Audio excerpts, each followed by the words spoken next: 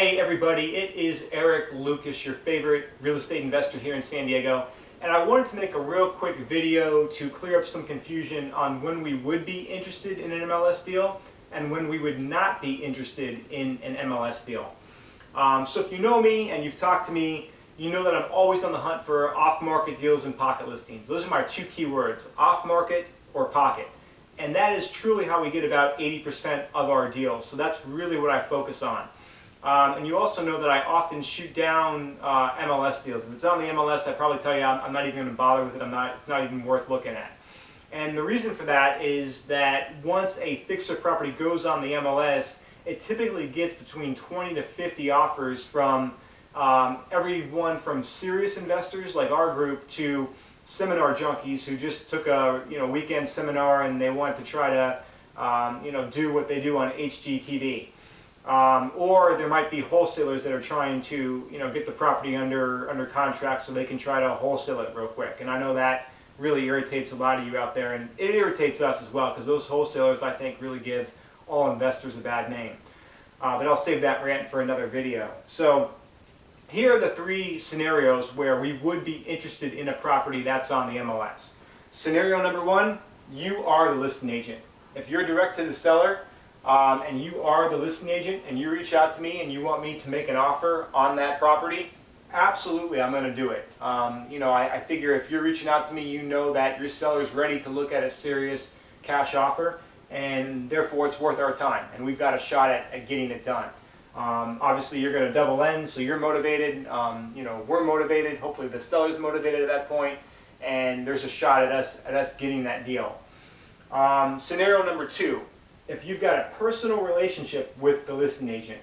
By personal relationship I mean this: if you see the listing agent once a month at the monthly brokerage meeting, that's not really a personal relationship, right? If they don't really know you from other brokers in your firm, I don't know if we really have a shot at that. So, if you say you've got a relationship with that listing agent, well, how well do you know them? Do you see them once a month, or do you hang out with them on the weekends? Do you go fishing together? Do you, have coffee in the morning every day of the week, or do you go to happy hour once a week with them? But if you're buddy with that listing agent, then absolutely it's worth our time to have you write that offer. We've seen a lot of actually success here because sometimes agents just like working together, and I don't totally always understand the the inner workings behind it, but this can be a success right here, so we would entertain that.